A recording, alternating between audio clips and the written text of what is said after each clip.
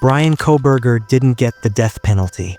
But what he's facing now might be even worse. Locked behind thick concrete walls, under 24/7 surveillance, Bryan isn't just serving a sentence. He's disappearing into a system designed to break a person down slowly, piece by piece. No escape. No final date. Just endless time. For someone once obsessed with order, control, and power, his new reality is a living contradiction. Every movement is watched. Every word is recorded. And every day looks exactly the same. He's not treated like a high-profile killer anymore. He's treated like a risk, a threat to others and himself. So they've buried him in protective custody, far from other inmates. But the silence there is deafening, and the isolation, it does something to the mind. People think avoiding the death penalty means mercy. But in Bryan's case, this might be a fate worse than death. No visits, no interaction. No idea how long he can last in a place where time stands still.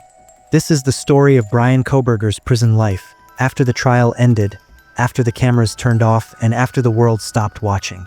Because inside that cell, the real punishment began.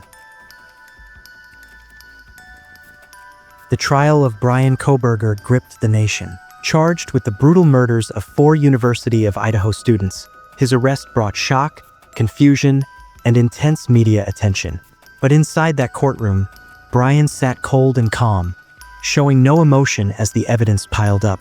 He didn't flinch. He didn't speak. He just stared forward, like a man completely disconnected from the horror tied to his name. After months of legal proceedings, the outcome was clear.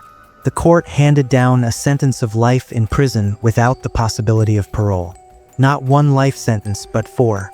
1 for each student whose life was stolen in that off-campus home. Truth be told, I'm unable to come up with anything redeeming about Mr. Kohberger because his grotesque acts of evil have buried and hidden anything that might have been good or intrinsically human about him. His actions have made him the worst of the worst. Even in pleading guilty, he is giving nothing hinting of remorse or redemption, nothing suggesting even a recognition or understanding, let alone regret for the pain that he has caused. And therefore I will not attempt to speak about him further, other than to simply sentence him so that he is forever removed from civilized society. Many expected the death penalty, but prosecutors struck a deal. The families, torn between the need for justice and the agony of a drawn-out death sentence process. Instead of years of appeals and hearings, Bryan would vanish into the prison system for good. A life sentence without parole is final. It means no second chance, no opportunity to walk free, not even decades later. He will never leave prison walls again. No reduced time, no conditional release. And unlike death row inmates, there's no last meal, no final statement. Just silence. Bryan Kohberger's trial ended with the world watching. But the moment the sentence was read, the cameras turned off. What followed didn't make headlines. There was no drama, no protest. Just a van, a prison gate, and the beginning of a life where time has no finish line. After the trial ended, Bryan Kohberger was transferred from county jail to a high-security state facility.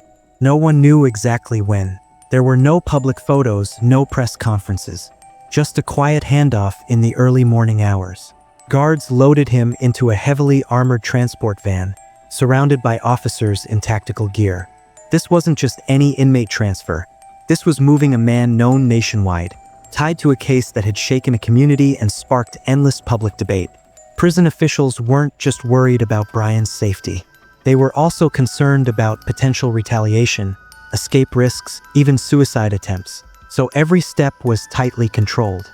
The moment he arrived, Bryan was processed like every other inmate, but with far more restrictions. He was strip-searched, fingerprinted, photographed, and placed in an isolation cell. There was no interaction with the general population. No chance to speak. No chance to act out. His clothing was taken. His personal belongings gone. Replaced with standard-issue prison gear and a number.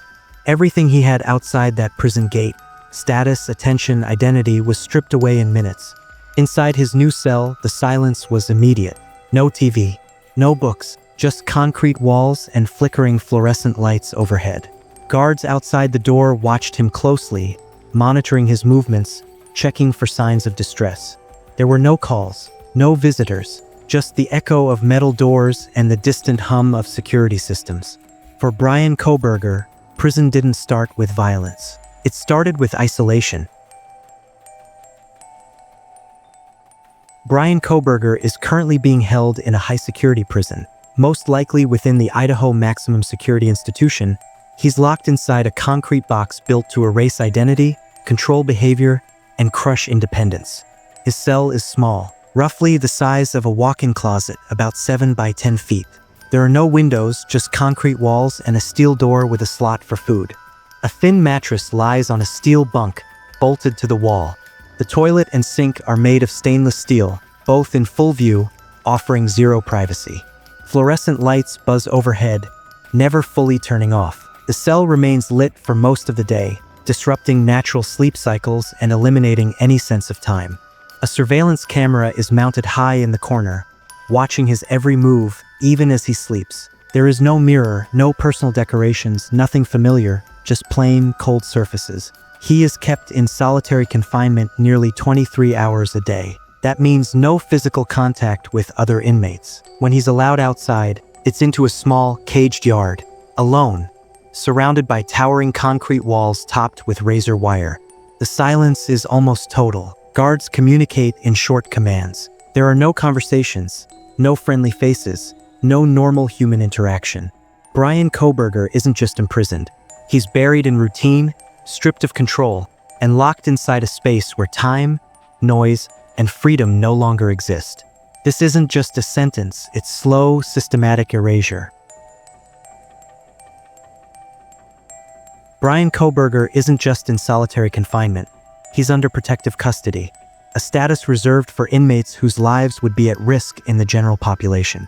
But this protection comes at a heavy price. It means total isolation. No cellmates, no programs, no shared spaces. Just Bryan, alone day after day, behind steel and concrete.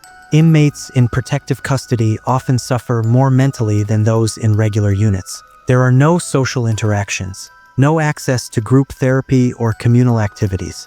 It's just a rotating schedule of sleep, eat, wait, repeat. Over time, this kind of isolation begins to affect the brain. Prison psychologists have long noted how prolonged solitary confinement leads to hallucinations, memory loss, paranoia, and deep depression. Bryan's world has shrunk to a few square feet. He can't see the sky. He can't hear laughter or conversation. He isn't allowed to move without shackles or guard supervision. Even when he's taken out for a shower or brief exercise, it's done with maximum caution and zero contact. For someone once in control of his studies, his routines, and his future, this is psychological suffocation. Experts say that when a person loses control over every detail of their life, it can break them mentally. Days blur together. Reality starts to bend. Even writing a letter or receiving one is tightly monitored. Every sentence he sends out, every word he reads is screened for content. There's no privacy left, not in speech, not in thought, not in action. Protective custody might be safer on the surface, but it's also where minds begin to unravel. For Bryan Kohberger, it may be the most punishing part of his entire sentence.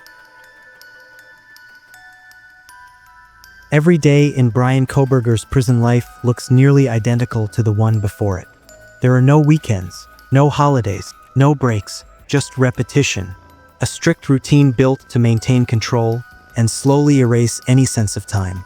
He wakes up early, usually around 5 a.m., to the sound of keys jingling and metal doors clanging in the distance.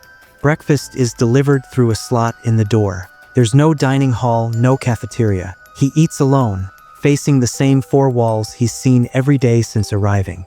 He's allowed out of his cell for a single hour of recreation, but only if conditions allow. That time is spent in a small concrete yard surrounded by fences and razor wire. No gym, no equipment, no company. Just pacing back and forth or standing still, staring at the sky through chain link fencing. Showers happen about 2 or 3 times a week. Each one is supervised, with Bryan handcuffed during transport to and from the stall. Hygiene is basic, supplies are limited, and privacy doesn't exist. He's given a few books and writing materials, but no access to news, internet, or television. If he writes letters, they're scanned and reviewed before being sent. If someone writes to him, it goes through the same process. There's no job, no classes, no social interaction, just silence and routine. The goal isn't rehabilitation, it's containment. For Bryan Kohberger, life in prison isn't about surviving each day. It's about enduring the same one over and over again. Even inside a high-security prison, Bryan Kohberger hasn't been forgotten by the outside world. In fact, his name still circulates online, drawing the attention of people from all corners. Some outraged, some curious, and disturbingly, some obsessed. Despite the gravity of his crimes, he receives letters from strangers. Many are filled with hate and condemnation, but others are more unsettling. Letters from people expressing sympathy, fascination, or even romantic interest. It's a dark pattern seen in many high-profile cases, where criminals become the focus of public obsession.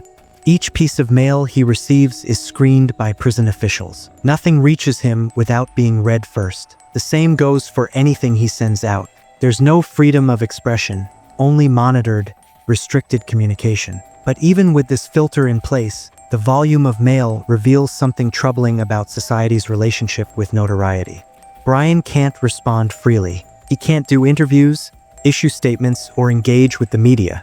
Still, people talk about him, post about him, speculate about him.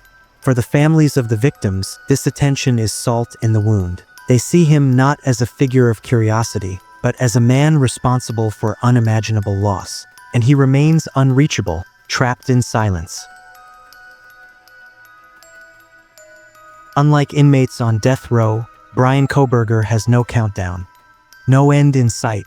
His sentence is life without the possibility of parole, meaning he will die behind bars, but no one knows when or how. This kind of punishment doesn't come with a clock ticking down. Instead, it drags on year after year with no milestones, no progress, no closure. Days blend together. Months feel meaningless. There's no anticipation, no release, just routine on repeat. Psychologists often say that time without structure or purpose is one of the most mentally destructive forms of punishment. There's nothing to look forward to, no way out, just a life stripped of choice, direction, and hope. Bryan's cell isn't just a place of confinement, it's a space where time stands still, and that silence, that stillness, is where the real punishment lives.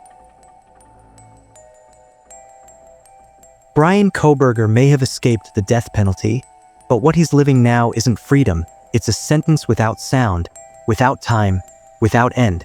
For a man once obsessed with control, structure, and power, the true punishment might not be death, but a slow unraveling inside a cell that never changes. What do you think? Is life behind bars with no parole more brutal than execution? Let us know your thoughts in the comments below. And if you're drawn to the darkest corners of justice, don't forget to like, share, and subscribe to Crime Shade for more real-life cases like this.